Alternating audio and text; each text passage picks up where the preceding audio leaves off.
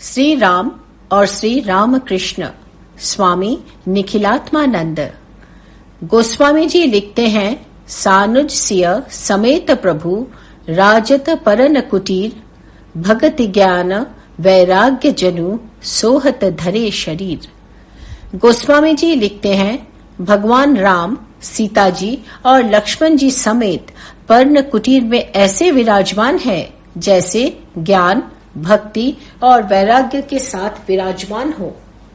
श्री राम है ज्ञान के प्रतीक, सीता जी हैं भक्ति के प्रतीक और लक्ष्मण जी हैं वैराग्य के प्रतीक। जब श्री राम को अवतार की लीला करनी थी, तब वे महाराज मनु और शत्रुपा के सामने सीता जी को साथ लेकर प्रकट हुए थे। भक्ति देवी को साथ लेकर, पर अभी भक्ति देवी सीता को लेकर के नहीं आए। अभी वैराग्य के प्रतीक लक्ष्मण जी को लेकर आए हैं। कई कार्य भगवान राम सीता जी को नहीं करने देते। सीता है साक्षात भक्ति। कुछ कार्य श्री राम उन्हें करने नहीं देते। एक प्रसंग आता है, भगवान राम सीता जी और लक्ष्मण जी के साथ वन प्रांत में चले आ रहे हैं। लक्ष्मण जी देखते हैं कि दोनों को प्यास लग रही है, पर श्री राम और सीता जी कुछ कह नहीं रहे हैं। लक्ष्मण जी कह रहे हैं, मुझे प्यास लगी है, मैं जल लेने जा रहा हूँ। भगवान राम ने कहा, ठीक है लक्ष्मण, तुम स्वयं पानी पीकर हमारे लिए भी जल ले आना। उधर लक्ष्मण जी जल लेने के लिए जाते हैं और इधर सीता जी भगवान राम से कहती हैं, प्रभु आप बैठ जाइए, मैं आपके चरणों की सेवा कर दूं। श्री राम एक शिलाखंड पर बैठ जाते हैं और एक कांटा लेकर पैरों में पड़ा कांटा निकालने लगते हैं। गोस्वामी जी कवितावली रामायण में बड़ा सुंदर वर्णन करते हैं। सीता जी कहती हैं श्री राम से, जल को गए लखनु है लरिका, परिखो पिय छाह धरिक है ठाणे, पौछी पसेऊ बयारी करऊ, अरुपाय पखारिहो भुभुरी ढाड़े, तुलसी रघुबीर प्रियाश्रम जानी कै, बैठी विलंब लो कंटक काढ़े, जानकी नाह को नेहु लख्यो, पुलक तनु बारी विलोचन बाढ़े। सीता जी भगवान राम से कहती हैं, प्रभु लक्ष्मण बालक जल लाने के लिए गए हैं, अब जरा आप बैठ जाइए, आपके चरणों की सेवा कर दूं। श्री राम एक शिलाखंड पर बैठ जाते हैं। एक कांटा लेकर पैरों में कांटा पड़ा है, उसे निकाल रहे हैं। सीता जी कहती हैं, वह कांटा मुझे दे दीजिए, मैं आपके पैरों का कांटा निकाल देती हूँ। भगवान कहते हैं, भले आपको दूसरा काम दे दूं, पर आपको ये काम नहीं दे सकता। सीता जी कहती हैं, क्या मैं ये तुच्छ कार्य नहीं कर सकती? आप मुझे ये काम क्यों नहीं करने दे रहे हैं? भगवान राम कहते हैं, आप हैं साक्षात भक्ति, आपका काम है दूसरों को मेरे चरणों तक पहुंचाना, पर जो मेरे चरणों तक पहुंच गया है उसे दूर करना आपका काम नहीं है। ये कांटा जो मेरे चरणों में पहुंच गया है उसे निकालना भक्ति की मर्यादा नहीं है। कांटा आप निकाल देंगी तो फिर भक्ति की मर्यादा कहाँ रहेगी? ये काम मैं आपको नहीं करने दूंगा। तो कहा जाता है कि वह कांटा श्री राम के चरणों से फिर निकला ही नहीं, उनके चरणों में ही पड़ा रहा। यहाँ तक कि रावण का वध करके श्री राम अयोध्या आते हैं। उनका जब राज्याभिषेक होता है, तब कहा जाता है कि वेद आकर के भगवान राम की स्तुति करते हैं। स्तुति करते हुए वेद कहते हैं, जे चरण सेव अजपूज्य रज शुभ परसी मुनि पत्नी तरी, नख निर्गता मुनि बंदिता त्रैलोक पावनी सुरसरी, ध्वज कुलीस अंकुश कंज जूत बन फिरत कंटक किन लहे, पद कंज द्वंद मुकुंद राम रमेश नित्य भजामहे। वेद कहते हैं, जिन चरणों में ध्वज, वज्र और अंकुश है, जिन चरणों में ऐसे शुभ चिन्ह विद्यमान है, जिन चरणों में कंटक विधे हुए हैं, वैसे उन चरणों की हम वंदना करते हैं। हम इन कंटकों की भी वंदना करते हैं तो अंत तक वे कांटे निकले नहीं। इसलिए कुछ कार्य ऐसे हैं जो भगवान राम सीता जी को नहीं करने देते। अब ये लक्ष्मण जी वैराग्य के प्रतीक हैं। लक्ष्मण जी को लेकर महाराज दशरथ के सामने प्रकट हुए हैं। किस लिए? अब लीला का अवसान करना है। जब लीला का प्रारंभ करना था तब भक्ति रूपी सीता को लेकर प्रकट हुए थे। अब लीला का अवसान करना है तो वैराग्य रूपी लक्ष्मण जी को लेकर प्रकट होते हैं श्री राम। भगवान राम कहते हैं, भगवान राम मानो दशरथ जी से कहते हैं, महाराज, जब आप मनु और शतरूपा के रूप में थे, आप लोगों ने प्रेम भरी दृष्टि से मेरी ओर निहारा था। मुझे आपका पुत्र बन जाना पड़ा। गोस्वामी जी लिखते हैं न, चितवही सादर रूप अनूपा, तृप्ति न मानहि मनु सतरूपा। जहां मनु और सतरूपा प्रेम भरी दृष्टि से भगवान राम की ओर निहारते हैं, भगवान राम कहते हैं, आपके प्रेम के वशीभूत होकर मुझे आपका पुत्र बनकर आना ही पड़ा।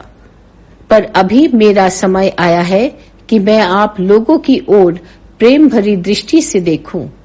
भगवान राम प्रेम भरी दृष्टि से महाराज दशरथ को निहारते हैं। तब होता क्या है? रघुपति प्रथम प्रेम अनुमाना, चितई पितहि दिनहेउ दृढ़ ज्ञाना।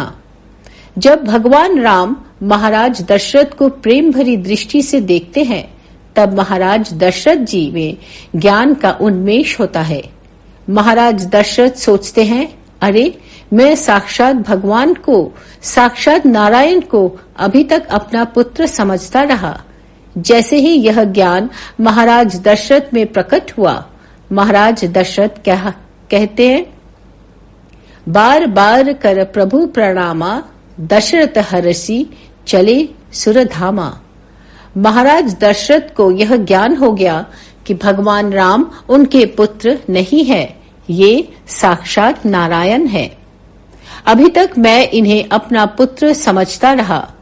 तब वे बार बार भगवान राम को प्रणाम करते हैं और हर्षित होकर अपने धाम को सिधारते हैं। ये अवतार ऐसे होते हैं कि भक्त जैसा चाहता है, भगवान वैसी ही लीला करते हैं। भक्त के प्रेम पाश में भगवान बंध जाते हैं। जब श्री रामकृष्ण के रूप में आते हैं भगवान, तब क्या करते हैं? उनका नाम होता है गदाधर। श्री रामकृष्ण को बचपन में सभी गदाधर के नाम से पुकारते हैं, गदाई के रूप से पुकारते हैं।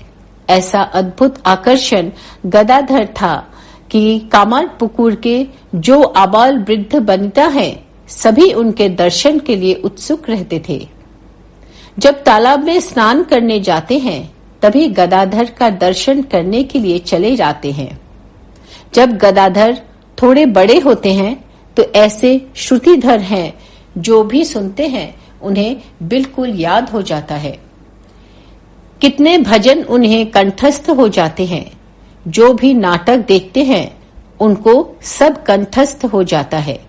गांव की महिलाएं कहती हैं, अरे गदाई, वह भजन गाकर के तो सुनाना, वह नाटक करके दिखाना। वे जैसा चाहती हैं श्री रामकृष्ण वैसी ही लीला करते हैं, वैसी ही गान करते हैं, वैसा ही नाटक करते हैं। एक अद्भुत आकर्षण होता है जहां भगवान नर देह धारण करके आते हैं। अपूर्व आकर्षण होता है। हम श्रीमद् भागवत में पढ़ते हैं ना, भगवान श्री कृष्ण अपने सखाओं के साथ बछड़ों को लेकर चराने के लिए गए हैं। ब्रह्मा जी के मन में भ्रम हो आता है। ब्रह्मा को लगता है अरे क्या ये भगवान है? कैसे सामान्य बालकों की जैसी लीला कर रहे हैं, खेल कर रहे हैं। ये कैसे भगवान हो सकते हैं? शंका हो आते ही ब्रह्मा जी के मन में। इधर कृष्ण ग्वाल बालों के साथ खेल रहे हैं, उधर ब्रह्मा जी ने जो बछड़े थे उन बछड़ों को गायब कर दिया। इतने में ग्वाल बालों ने कहा, अरे कन्हैया, हमारे बछड़े कहाँ गए? श्री कृष्ण ने देखा कि बछड़े गायब हैं, दिखाई नहीं दे रहे हैं। श्री कृष्ण ने कहा, अच्छा मैं देखता हूँ, बछड़ों को तुम लोग यहीं रहो। उधर कृष्ण बछड़ों को खोजने के लिए गए। ब्रह्मा ने ग्वाल बालकों को भी गायब कर दिया। कृष्ण देखते हैं, अरे बछड़े तो मिले नहीं, कहाँ चले गए? वापस आकर के देखते हैं, ग्वाल बाल भी नहीं हैं। बड़ा आश्चर्य होता है, कहाँ चले गए? ग्वाल बाल भी गायब, बछड़े भी गायब। जब चिंतन करते हैं भगवान तो पता लग जाता है, अच्छा ये ब्रह्मा की करतूत है। तुरंत भगवान अपने योग बल से जितने बछड़े ग्वाल बाल थे सब उत्पन्न कर लेते हैं और उन्हें लेकर के जैसे ही वापस घर लौटते हैं, एक अपूर्व दृश्य देखने में आता है। जितनी गाय थी उन्हें अपने बछड़ों को देखकर अपने आप उनके थनों से दूध निकलने लगता। इतना प्रेम गाय अपने बछड़ों को चाट रही है। माताओं को कितना प्रेम अपने पुत्रों के प्रति उमड़ रहा है। उन्हें बड़ा आश्चर्य होता है कि अपने पुत्रों के प्रति कितना प्रेम उमड़ रहा है। वे माता पिता कुछ कारण नहीं समझ पा रहे हैं कि अपने बच्चों के प्रति इतना प्रेम कैसे हो रहा है, क्योंकि साक्षात भगवान उनके पुत्र और बच्चों के रूप में हैं, इसलिए इतना प्रेम हो रहा है। तो भगवान जब अवतार लेकर नर देह धारण करके आते हैं तब उनका आकर्षण ही ऐसा होता है, हम कारण ही नहीं समझ पाते। कामार पुकुर के आबाल वृद्ध बनिता इस गदाधर के प्रति इतने अनुरक्त कि जब वे महिलाएं तालाब में स्नान करने जा रही हैं तब कहती हैं, चलो चंद्रा देवी के यहाँ जाएं, गदाई का दर्शन करके आए। वे जाती हैं और गदाधर का चेहरा देख करके प्रसन्न होकर जाती हैं। गदाधर जब 7-8 साल के हुए तब वही महिलाएं उनसे मिलने आती हैं। गदाधर उनसे कहते हैं, यह किस समय का मिलन है? भगवान कृष्ण से गोपियां कभी यमुना के किनारे, कभी कुंज वन में मिलती थीं। गदाधर कहते हैं, यह स्नान के समय का मिलन है क्या? तुम सब मिलने आई हो? तात्पर्य यह कि ईश्वर जब नर देह धारण करके आते हैं ना, उनका आकर्षण ही ऐसा रहता है। भगवान राम ने भक्तों की इच्छा पूर्ण की थी। जैसा भक्त चाहता है वैसी भगवान लीला करते हैं। जब श्री राम अपने छोटे से बालक है, मुश्किल से घुटनों के बल अभी चल पा रहे हैं, भगवान शंकर की इच्छा हो रही है कि चलकर के श्री राम का दर्शन करें। योगी के रूप में भगवान शंकर अयोध्या में महाराज दशरथ के महल में पहुंचे हैं। योगी देख करके कोई उन्हें रोकता नहीं है, वे सीधे महल में प्रवेश कर जाते हैं। श्री राम घुटनों के बल चलते हुए उनकी ओर देखते हुए इशारे से कहते हैं, शंकर जी महाराज कैसे हैं? आनंद में तो हैं? भगवान शंकर कहते हैं, बस प्रभु आपके दर्शन के लिए आया हूँ। श्री राम ने कहा, कैसे प्रसन्न तो हुए? गदगद होकर भगवान शंकर कहते हैं, प्रभु आपका यह स्वरूप देखकर बड़ा आनंद हो रहा है।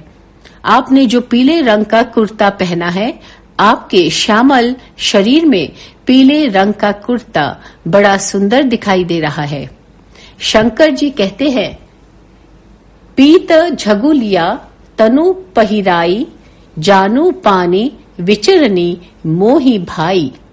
आपने जो पीले रंग का कुर्ता पहना है प्रभु, आप घुटने के बल चलते हुए मेरे पास आइए। भगवान श्री राम शंकर जी की इच्छा पूर्ण करने के लिए चलते हुए उनके पास पहुंच गए।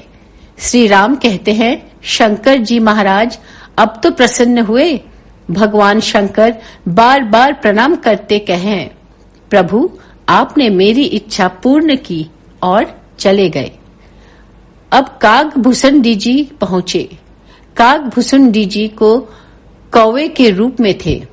उनके लिए कोई रोक टोक नहीं था। वे सीधे दशरथ जी से कहते हैं, कहो भुषुंडी, आनंद में तो हो। कागभूषुंडी जी ने कहा, बस प्रभु।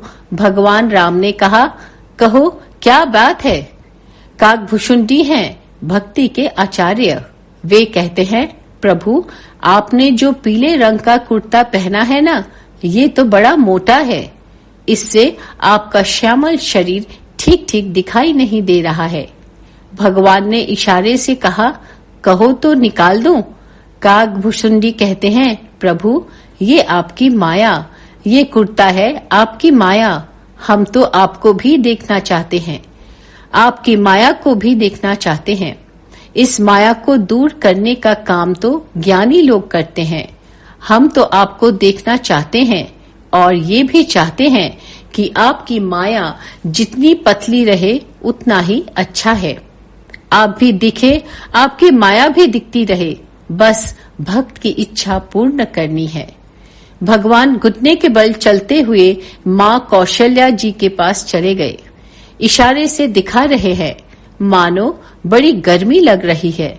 माँ ने देखा, अरे बच्चे को तो पसीना आ गया।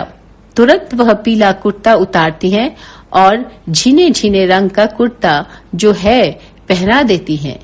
पहन करके फिर से श्री राम घुटने के बल चलते हुए पहुंच गए कागभूषुंडी जी के पास।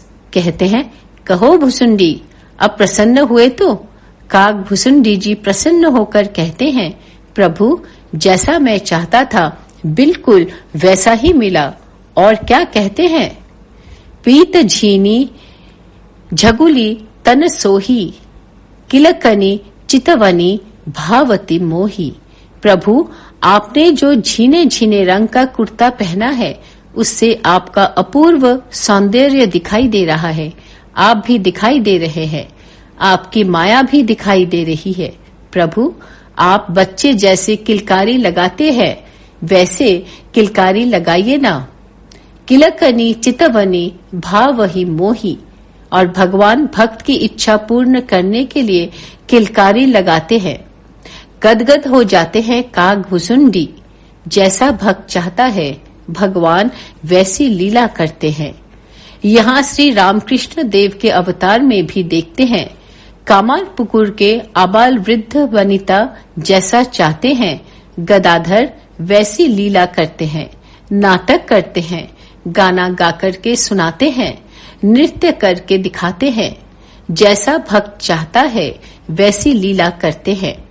यहाँ तक कि भक्त अपने प्रेम पाश में भगवान को बांध लेता है।